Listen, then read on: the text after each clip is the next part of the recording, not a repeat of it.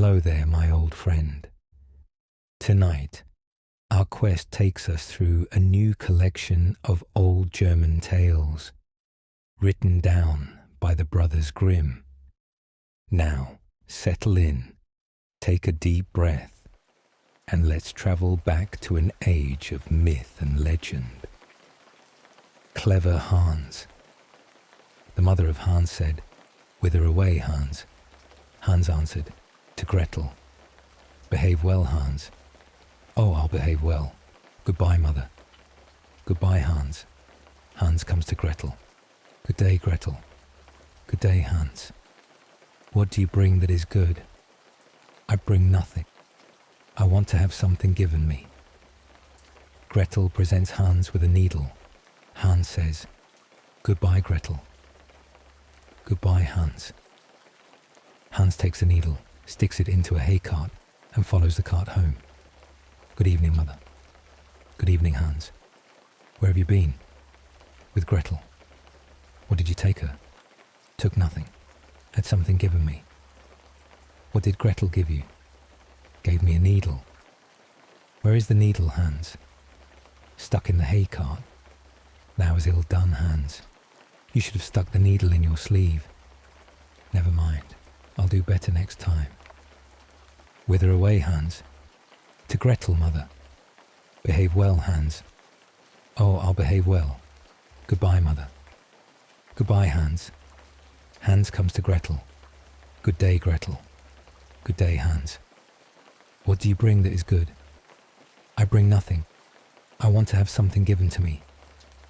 Gretel presents Hans with a knife. "Goodbye, Gretel." "Goodbye, Hans." Hans takes the knife, sticks it in his sleeve, and goes home. "Good evening, mother." "Good evening, Hans. Where have you been?" "With Gretel." "What did you take her?" "Took her nothing. She gave me something." "What did Gretel give you?" "Gave me a knife." "Where is the knife, Hans?" "Stuck in my sleeve." "That's ill done, Hans. You should have put the knife in your pocket." "Never mind.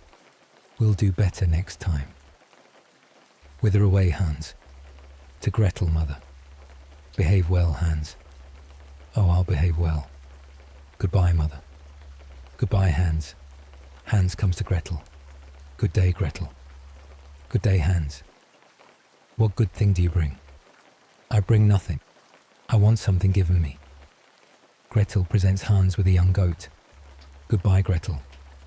"Goodbye, Hans." Hans takes the goat, ties its legs, and puts it in his pocket. When he gets home, it is suffocated. "Good evening, mother." "Good evening, Hans. Where have you been?" "With Gretel." "What did you take her?" "Took nothing. She gave me something." "What did Gretel give you?" "She gave me a goat." "Where is the goat, Hans?" "Put it in my pocket." "That was ill done, Hans. You should have put a rope round the goat's neck." "Never mind. We'll do better next time." "Whither away, Hans?" "To Gretel, mother." "Behave well, Hans." "Oh, I'll behave well. Goodbye, mother." "Goodbye, Hans." Hans comes to Gretel. "Good day, Gretel." "Good day, Hans. What good thing do you bring?" "I bring nothing. I want something given me." Gretel presents Hans with a piece of bacon. "Goodbye, Gretel." "Goodbye, Hans." Hans takes the bacon, ties it to a rope, and drags it away behind him. The dogs come and devour the bacon. When he gets home, he has the rope in his hand, and there is no longer anything hanging onto it. "Good evening, mother." "Good evening, Hans. Where have you been?" "With Gretel." "What did you take her?" "I took her nothing. She gave me something." "What did Gretel give you?" "Gave me a bit of bacon." "Where is the bacon, Hans?" "I tied it to a rope, brought it home. Dogs took it." "That was ill done, Hans. You should have carried the bacon on your head." "Never mind. We'll do better next time." "Whither away, Hans?" To Gretel, mother. Behave well, Hans. I'll behave well. Goodbye, mother. Goodbye, Hans. Hans comes to Gretel. Good day, Gretel. Good day, Hans. What good thing do you bring? I bring nothing, but would have something given. Gretel presents Hans with a calf. Goodbye, Gretel. Goodbye, Hans. Hans takes the calf, puts it on his head, and the calf kicks his face. Good evening, mother. Good evening, Hans. Where have you been? With Gretel. What did you take her? I took nothing, but had something given me. What did Gretel give you? A calf. Where have you the calf, Hans? I set it on my head and it kicked my face. That was ill done, Hans. You should have led the calf and put it in the stall. Never mind. We'll do better next time. Whither away, Hans? To Gretel, mother. Behave well, Hans. I'll behave well. Goodbye, mother. Goodbye, Hans. Hans comes to Gretel. Good day, Gretel. Good day, Hans. What good thing do you bring? I bring nothing, but would have something given. Gretel says to Hans, I will go with you. Hans takes Gretel, ties her to a rope, leads her to the rack, and binds her fast. Then Hans goes to his mother. Good evening, mother. Good evening, Hans. Where have you been? With Gretel. What did you take her? I took her nothing. What did Gretel give you? She gave me nothing. She came with me.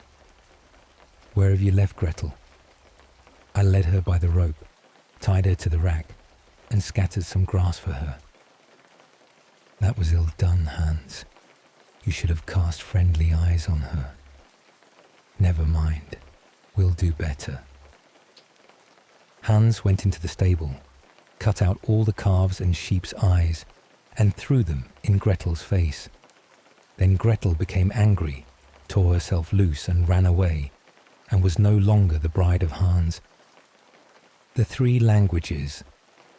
An aged count once lived in Switzerland, who had an only son, but he was stupid and could learn nothing. Then said the father, Hark you, my son, try as I will, I can get nothing into your head. You must go from hence. I will give you into the care of a celebrated master, who shall see what he can do with you. The youth was sent into a strange town, and remained a whole year with the master. At the end of this time, he came home again, and his father asked, Now, my son, what have you learned? Father, I have learned what the dogs say when they bark. Lord, have mercy on us, cried the father. Is that all you have learned? I will send you into another town, to another master. The youth was taken thither, and stayed a year with this master likewise. When he came back, the father again asked, My son, what have you learned? He answered, Father, I have learned what the birds say. Then the father fell into a rage and said, Oh, you lost man, you have spent the precious time and learnt nothing. Are you not ashamed to appear before my eyes? I will send you to a third master, but if you learn nothing this time also, I will no longer be your father. The youth remained a whole year with the third master also, and when he came home again, and his father inquired, My son, what have you learnt? He answered, Dear father, I have this year learnt what the frogs croak. Then the father fell into the most furious anger. Granger sprang up, called his people thither, and said, This man is no longer my son. I drive him forth, and command you to take him out into the forest and kill him. They took him forth, but when they should have killed him, they could not do it for pity, and let him go, and they cut the eyes and tongue out of a deer, that they might carry them to the old man as a token. The youth wandered on, and after some time came to a fortress where he begged for a night's lodging. "Yes," said the lord of the castle, "if you will pass the night down there in the old tower, go thither. But I warn you, it is at the peril of your life, for it is full of wild dogs, which bark and howl without stopping, and at certain hours a man has to be given to them, whom they at once devour." The whole district was in sorrow and dismay because of them, and yet no one could do anything to stop this. The youth, however, was without fear, and said, "Just let me go down to the barking dogs, and give me something that I can throw to them. They will do nothing to harm me." As he himself would have it so, they gave him some food for the wild animals, and led him down to the tower. When he went inside, the dogs did not bark at him, but wagged their tails quite amicably around him, ate what he set before them, and did not hurt one hair of his head. Next morning, to the astonishment of everyone, he came out again safe and unharmed, and said to the lord of the castle, "The dogs have revealed to me in their own language why they dwell there and bring evil on the land. They are bewitched and are obliged to watch over a great treasure which is below in the tower, and they can have no rest until it is taken away. And I have likewise learnt from their discourse how that is to be done." Then all who heard this rejoiced, and the lord of the castle said he would adopt him as a son if he accomplished it successfully. He went down again, and as he knew what he had to do, he did it thoroughly, and brought a chest full of gold out with him. The howling of the wild dogs was henceforth heard no more. They had disappeared, and the country was freed from the trouble. After some time, he took it in his head that he would travel to Rome. On the way, he passed by a marsh, in which a number of frogs were sitting croaking. He listened to them, and when he became aware of what they were saying, he grew very thoughtful and sad. At last, he arrived in Rome, where the Pope had just died, and there was great doubt among the cardinals as to whom they should appoint as his successor. They at length agreed that the person should be chosen as Pope, who should be distinguished by some divine and miraculous token. And just as that was decided on, the young count entered into the church, and suddenly 2 snow-white doves flew on his shoulders and remained sitting there. The ecclesiastics recognized therein the token from above, and asked him on the spot if he would be Pope. He was undecided, and knew not if he were worthy of this, but the doves counselled him to do it, and at length he said yes. Then was he anointed and consecrated, and thus was fulfilled what he had heard from the frogs on his way, which had so affected him that he was to be His Holiness the Pope. Then he had to sing a mass, and did not know one word of it, but the 2 doves sat continually on his shoulders, and said it all in his ear. The Fox and the Cat. It happened that the cat met the fox in a forest, and as she thought to herself, "He is clever and full of experience, and much esteemed in the world," she spoke to him in a friendly way. "Good day, dear Mr. Fox, how are you? How is all with you? How are you getting on in these hard times?" The fox, full of all kinds of arrogance, looked at the cat from head to foot, and for a long time did not know whether he would give any answer or not. At last he said, "Oh, you wretched beard cleaner, you piebald fool, you hungry mouse hunter, what can you be thinking of? Have you the cheek to ask how I am getting on? What have you learnt? How many arts do you understand?" "I understand but one," replied the cat modestly. "What art is that?" asked the fox. When the hounds are following me, I can spring into a tree and save myself." "Is that all?" said the fox. "I am master of 100 arts, and have into the bargain a sack full of cunning. You make me sorry for you. Come with me. I will teach you how people get away from the hounds." Just then came a hunter with 4 dogs. The cat sprang nimbly up a tree and sat down at the top of it, where the branches and foliage quite concealed her.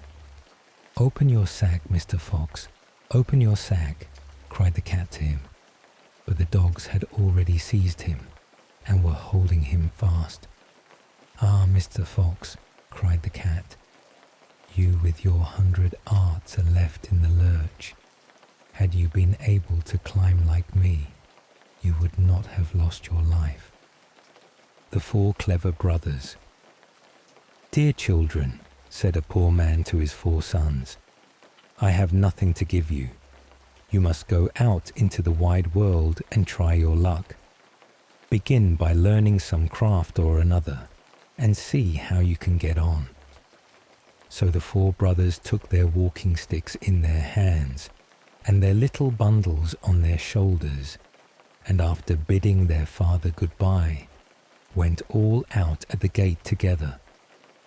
When they had got on some way, they came to 4 crossways, each leading to a different country.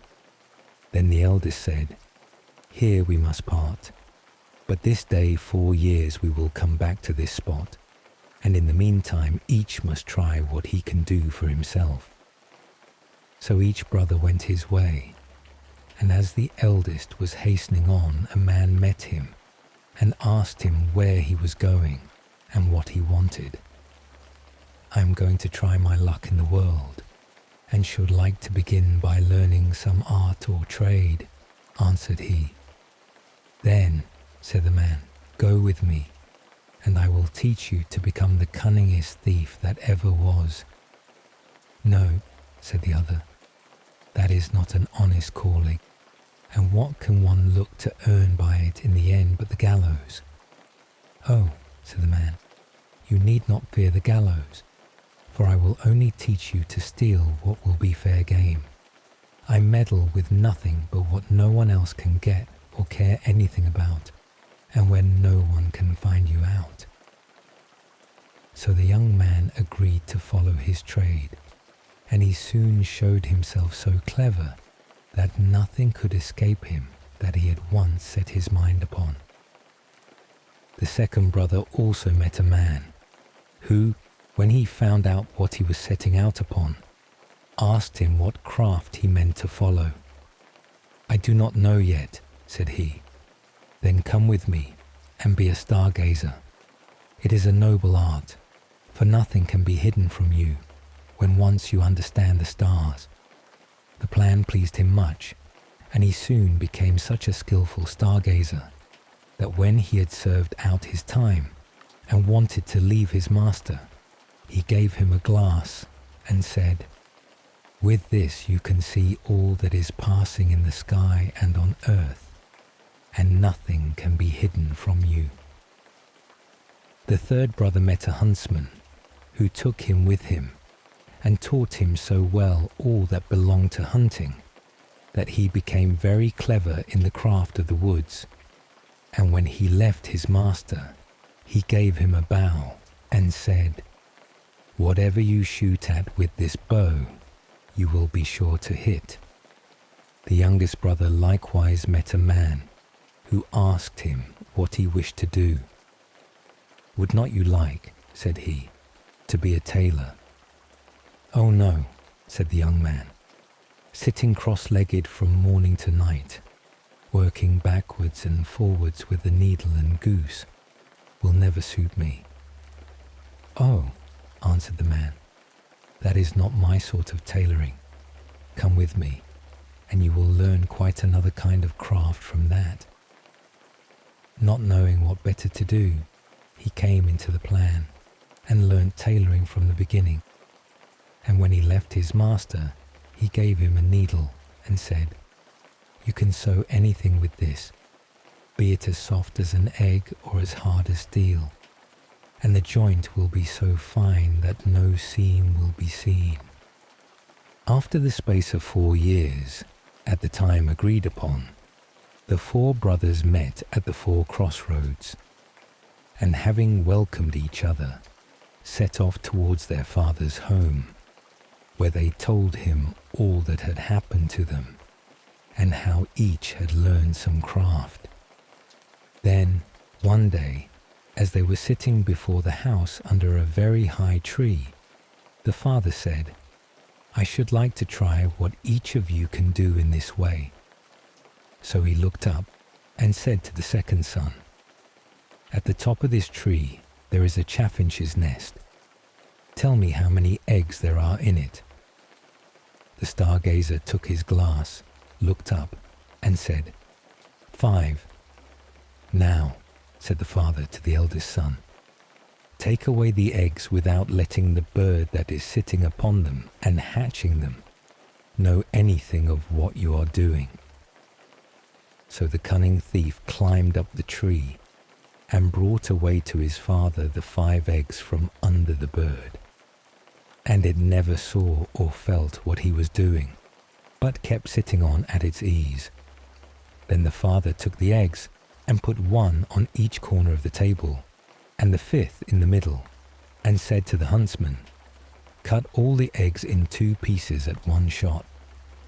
The huntsman took up his bow, and at one shot struck all the 5 eggs as his father wished. "Now comes your turn," said he to the young tailor. "Sew the eggs and the young birds in them together again, so neatly that the shot shall have done them no harm." Then the tailor took his needle and sewed the eggs as he was told, and when he had done, the thief was sent to take them back to the nest and put them under the bird without its knowing it. Then she went on sitting and hatched them, and in a few days they crawled out, and had only a little red streak across their necks where the tailor had sewn them together. "Well done, sons," said the old man. "You have made good use of your time and learnt something worth the knowing. But I am sure I do not know which ought to have the prize.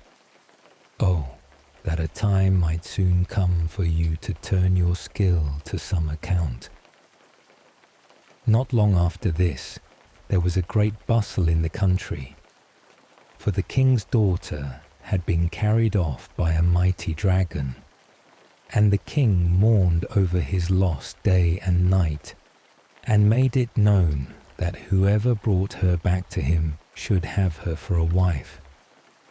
Then the 4 brothers said to each other, "Here is a chance for us. Let us try what we can do."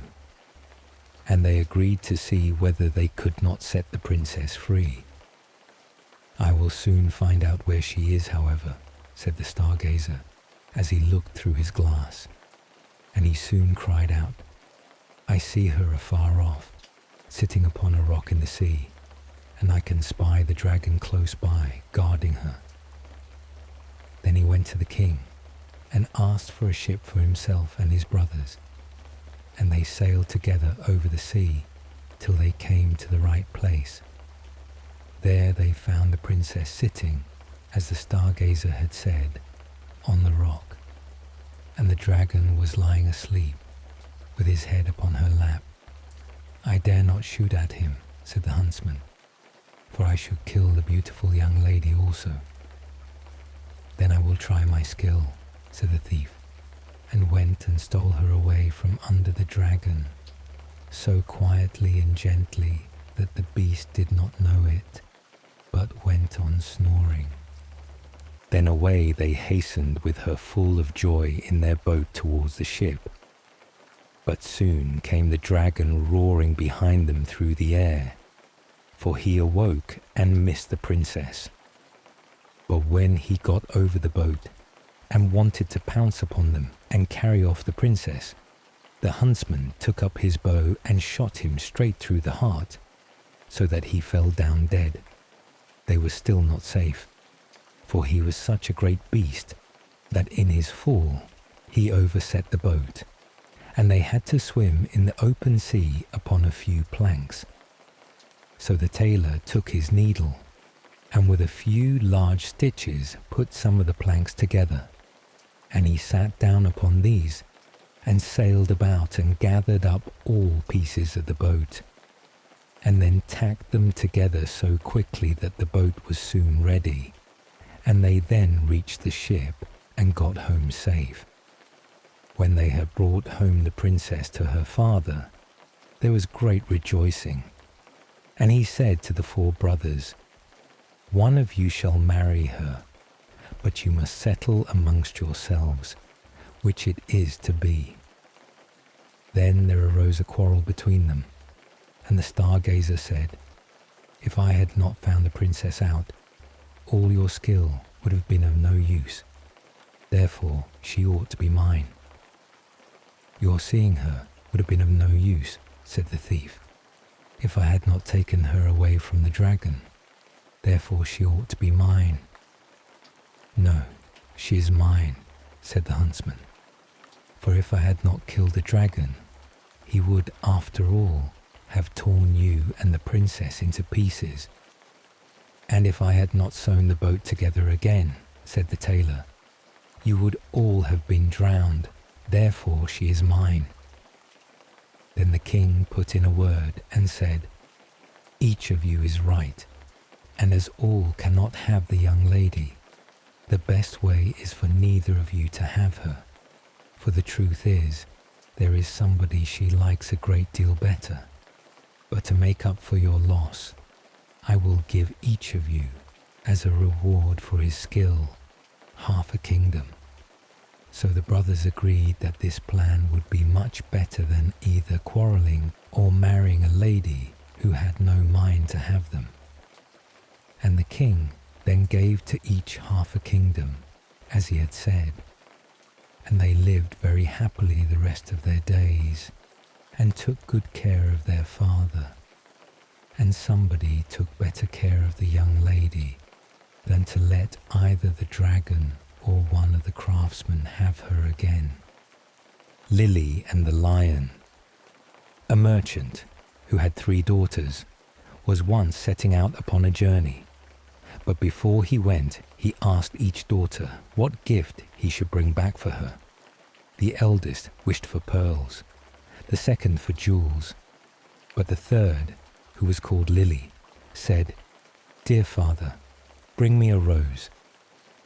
Now it was no easy task to find a rose, for it was the middle of winter. Yet as she was his prettiest daughter, and was very fond of flowers, her father said he would try what he could do. So he kissed all 3, and bid them goodbye. And when the time came for him to go home, he had bought pearls and jewels for the 2 eldest, but he had sought everywhere in vain for the rose. And when he went into any garden and asked for such a thing, the people laughed at him and asked him whether he thought roses grew in snow. This grieved him very much, for Lily was his dearest child. And as he was journeying home, thinking what he should bring her, he came to a fine castle. And around the castle was a garden, in one half of which it seemed to be summertime, and in the other half winter. On one side the finest flowers were in full bloom, and on the other everything looked dreary and buried in the snow. "A lucky hit," said he, as he called to his servant, and told him to go to a beautiful bed of roses that was there, and bring him away one of the finest flowers. This done, they were riding away well pleased, when up sprang a fierce lion, and roared out, "Whoever has stolen my roses shall be eaten up alive." Then the man said, "I knew not that the garden belonged to you. Can nothing save my life?"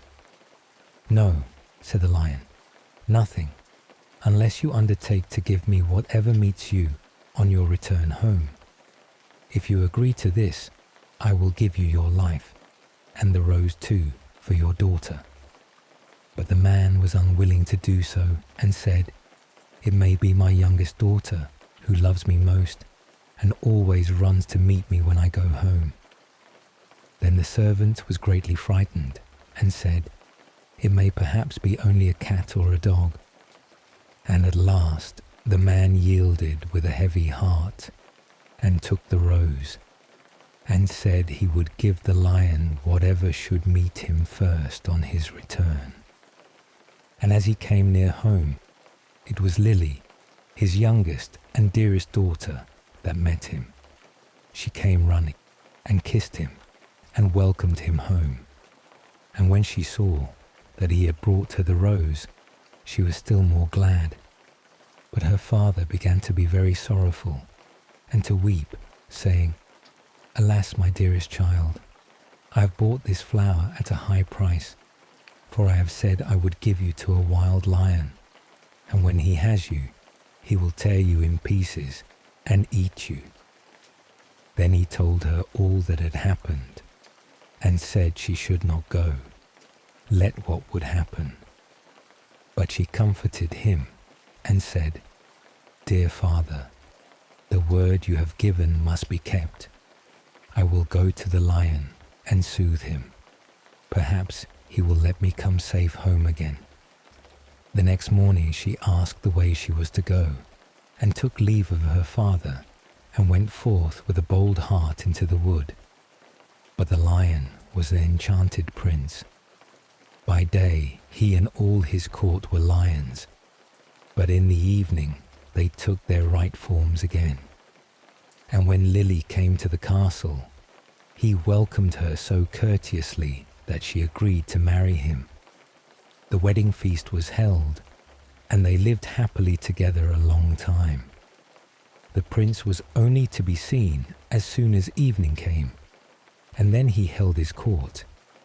But every morning he left his bride and went away by himself, she knew not whither, till the night came again. After some time he said to her, "Tomorrow there will be a great feast in your father's house, for your eldest sister is to be married, and if you wish to go and visit her, my lions shall lead you thither." Then she rejoiced much at the thoughts of seeing her father once more, and set out with the lions, and everyone was overjoyed to see her, for they had thought her dead long since. But she told them how happy she was, and stayed till the feast was over, and then went back to the wood. Her second sister was soon after married, and when Lily was asked to go to the wedding, she said to the prince, "I will not go alone this time. You must go with me." But he would not, and said that it should be a very hazardous thing. For if the least ray of the torchlight should fall upon him, his enchantment would become still worse, for he should be changed into a dove and be forced to wander about the world for 7 long years. However, she gave him no rest, and said she would take care no light should fall upon him. So at last they set out together, and took with them their little child, and she chose a large hall with thick walls for him to sit in, while the wedding torches were lighted. But, unluckily, no one saw that there was a crack in the door. Then the wedding was held with great pomp, but as the train came from the church and passed with the torches before the hall, a very small ray of light fell upon the prince. In a moment he disappeared, and when his wife came in and looked for him, she found only a white dove, and it said to her, "7 years must I fly up and down over the face of the earth, but every now and then I will let fall a white feather that will show you the way I am going. Follow it, and at last you may overtake and set me free." This said, he flew out at the door, and poor Lily followed, and every now and then a white feather fell, and showed her the way she was to journey. Thus she went roving on through the wide world, and looked neither to the right hand nor to the left, nor took any rest for 7 years. Then she began to be glad, and thought to herself that the time was fast coming when all her troubles should end.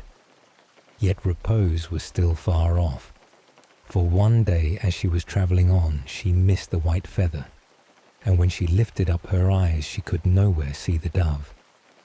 Now, thought she to herself, no aid of man can be of use to me. So she went to the sun and said, Thou shinest everywhere, on the hill's top and the valley's depth. Hast thou anywhere seen my white dove? No, said the sun, I have not seen it, but I will give thee a casket. Open it when thy hour of need comes. So she thanked the sun, and went on her way till eventide. And when the moon arose, she cried unto it, and said, Thou shinest through the night, over field and grove. Hast thou nowhere seen my white dove? No, said the moon, I cannot help thee, but I will give thee an egg. Break it when need comes. Then she thanked the moon, and went on till the night wind blew, and she raised up her voice to it, and said, Thou blowest through every tree and under every leaf. Hast thou not seen my white dove? No, said the night wind, but I will ask 3 other winds. Perhaps they have seen it. Then the east wind and the west wind came, and said they too had not seen it. But the south wind said, I have seen the white dove. He has fled to the Red Sea, and is changed once more into a lion, for the 7 years are passed away, and there he is fighting with the dragon. And the dragon is an enchanted princess, who seeks to separate him from you. Then the night wind said, I will give thee counsel. Go to the Red Sea.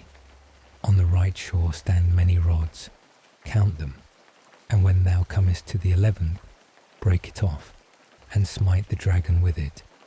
And so the lion will have the victory, and both of them will appear to you in their own forms. Then look round, and thou wilt see a griffin, winged like bird, sitting by the Red Sea. Jump onto his back with thy beloved one as quickly as possible, and he will carry you over the waters to your home. I will also give thee this nut, continued the night wind. When you are halfway over, throw it down, and out of the waters will immediately spring up a high nut tree, on which the griffin will be able to rest. Otherwise, he would not have the strength to bear you the whole way. If, therefore, thou dost forget to throw down the nut, he will let you both fall into the sea. So our poor wanderer went forth, and found all as the night wind had said. And she plucked the 11th rod, and smote the dragon, and the lion forthwith became a prince, and the dragon a princess again. But no sooner was the princess released from the spell, than she seized the prince by the arm and sprang onto the griffin's back, and went off carrying the prince away with her. Thus the unhappy traveller was again forsaken and forlorn.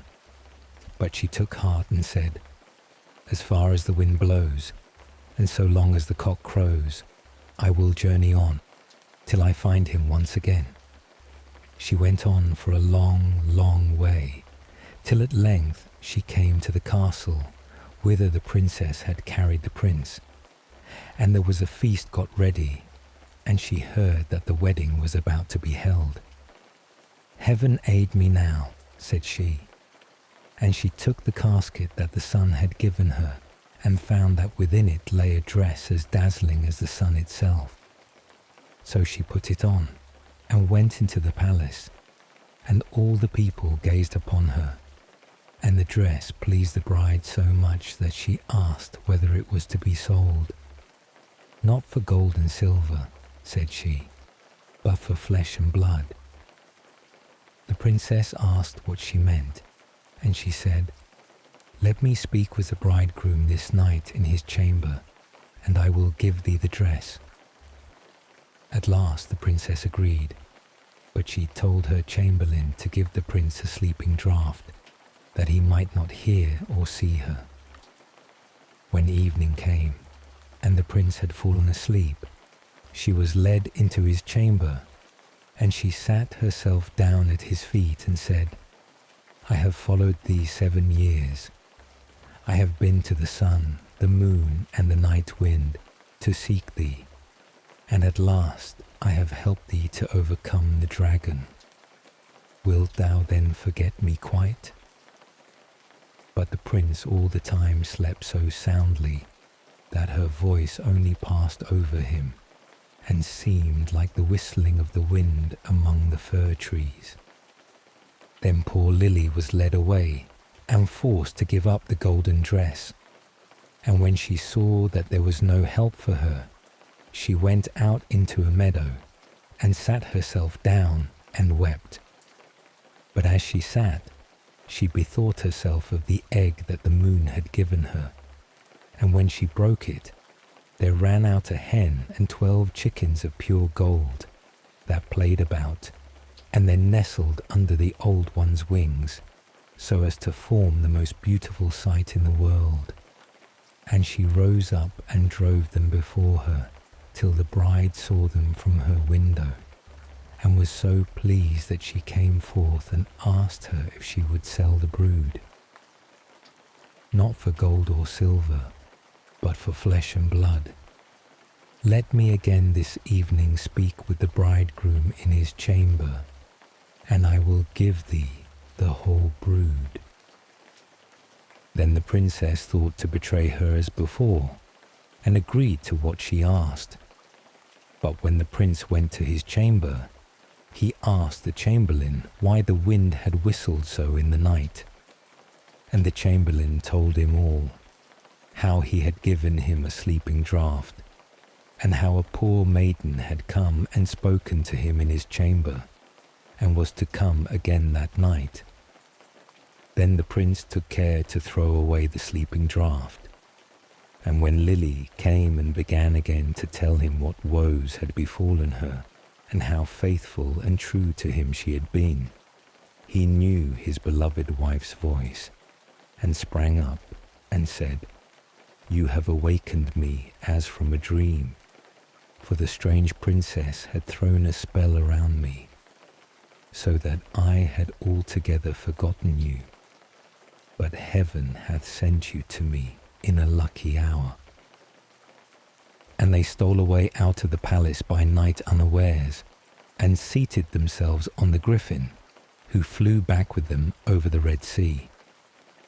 When they were halfway across, Lily let the nut fall into the water, and immediately a large nut tree arose from the sea, whereon the griffin rested for a while, and then carried them safely home. There they found their child, now grown up to be comely and fair, and after all their troubles they lived happily together to the end of their days. The Fox and the Horse. A farmer had a horse that had been an excellent faithful servant to him, but he was now grown too old to work, so the farmer would give him nothing more to eat, and said, "I want you no longer, so take yourself off out of my stable. I shall not take you back again until you are stronger than a lion." Then he opened the door and turned him adrift. The poor horse was very melancholy, and wandered up and down in the wood, seeking some little shelter from the cold wind and rain. Presently a fox met him. "What's the matter, my friend?" said he. "Why do you hang down your head and look so lonely and woe-begone?" "Ah," replied the horse, "justice and avarice never dwell in one house.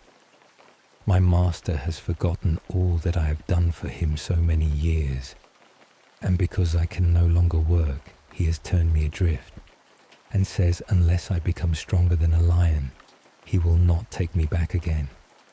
What chance can I have of that? He knows I have none, or he would not talk so.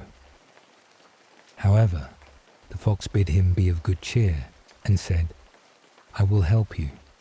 Lie down there, stretch yourself out quite stiff, and pretend to be dead." The horse did as he was told, and the fox went straight to the lion who lived in a cave close by and said to him, "A little way off lies a dead horse. Come with me, and you may make an excellent meal of his carcass." The lion was greatly pleased and set off immediately, and when they came to the horse, the fox said, "You will not be able to eat him comfortably here. I'll tell you what, I will tie you fast to his tail, and then you can draw him to your den and eat him at your leisure." This advice pleased the lion, so he laid himself down quietly for the fox to make him fast to the horse. But the fox managed to tie his legs together and bound all so hard and fast that with all his strength he could not set himself free. When the work was done, the fox clapped the horse on the shoulder and said, "Jip, Dobbin, Jip." Then up he sprang and moved off, dragging the lion behind him. The beast began to roar and bellow till all the birds of the wood flew away for fright. But the horse let him sing on and made his way quietly over the fields to his master's house. "Here he is, master," said he. "I have got the better of him." And when the farmer saw his old servant, his heart relented, and he said, "Thou shalt stay in thy stable and be well taken care of." And so the poor old horse had plenty to eat and lived till he died. The Blue Light. There was once upon a time a soldier who for many years had served the king faithfully, but when the war came to an end, could serve no longer because of the many wounds which he had received. The king said to him, "You may return to your home. I need you no longer, and you will not receive any more money, for he only receives wages who renders me service for them." Then the soldier did not know how to earn a living, went away greatly troubled, and walked the whole day, until in the evening he entered a forest. When darkness came on, he saw a light, which he went up to, and came to a house wherein lived a witch. "Do give me one night's lodging, and a little to eat and drink," said he to her, "or I shall starve." "Oh, who?" she answered. "Who gives anything to a runaway soldier? Yet will I be compassionate and take you in, if you will do what I wish." "What do you wish?" said the soldier. "That you should dig all round my garden for me tomorrow." The soldier consented, and next day laboured with all his strength, but could not finish it by the evening. "I see well enough," said the witch, "that you can do no more today, but I will keep you yet another night, in payment for which you must tomorrow chop me a load of wood, and chop it small." The soldier spent the whole day in doing it, and in the evening the witch proposed that he should stay one night more. "Tomorrow you shall only do me a very trifling piece of work. Behind my house there is an old dry well, into which my light has fallen. It burns blue and never goes out, and you shall bring it up again." Next day the old woman took him to the well and let him down in a basket. He found the blue light and made her a signal to draw him up again. She did draw him up, but when he came near the edge, she stretched down her hand and wanted to take the blue light away from him. "No," said he, perceiving her evil intention, "I will not give you the light until I am standing with both feet upon the ground." The witch fell into a passion, let him fall again into the well, and went away. The poor soldier fell without injury on the moist ground, and the blue light went on burning, but of what use was that to him? He saw very well that he could not escape death. He sat for a while very sorrowfully. Then suddenly he felt in his pocket and found his tobacco pipe, which was still half full. "This shall be my last pleasure," thought he, pulled it out, lit it at the blue light, and began to smoke. When the smoke had circled about the cavern, suddenly a little black dwarf stood before him and said, "Lord, what are your commands?" "What my commands are?" replied the soldier, quite astonished. "I must do everything you bid me," said the little man. "Good," said the soldier. "Then in the first place help me out of this well." The little man took him by the hand and led him through an underground passage, but he did not forget to take the blue light with him. On the way, the dwarf showed him the treasures which the witch had collected and hidden there, and the soldier took as much gold as he could carry. When he was above, he said to the little man, "Now go and bind the old witch and carry her before the judge." In a short time she came by like the wind, riding on a wild tomcat and screaming frightfully. Nor was it long before the little man reappeared. "It is all done," said he, "and the witch is already hanging on the gallows." "What further commands has my lord?" inquired the dwarf. "At this moment none," answered the soldier. "You can return home. Only be at hand immediately if I summon you. Nothing more is needed than that you should light your pipe at the blue light, and I will appear before you at once." Thereupon he vanished from his sight. The soldier returned to the town from which he came. He went to the best inn, ordered himself handsome clothes, and then bade the landlord furnish him a room as handsome as possible.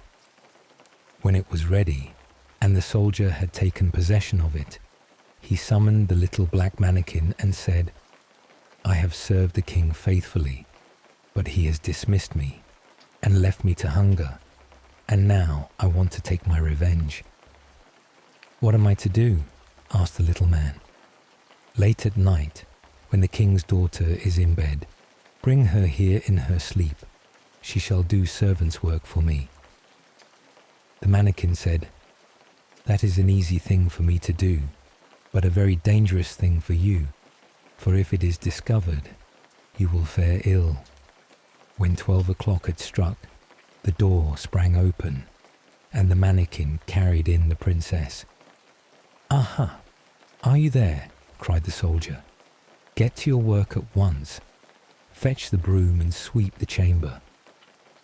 When she had done this, he ordered her to come to his chair, and then he stretched out his feet and said, "Pull off my boots." And then he threw them in her face and made her pick them up again and clean and brighten them. She, however, did everything he bade her without opposition, silently and with half-shut eyes. When the first cock crowed, the mannequin carried her back to the royal palace and laid her in her bed.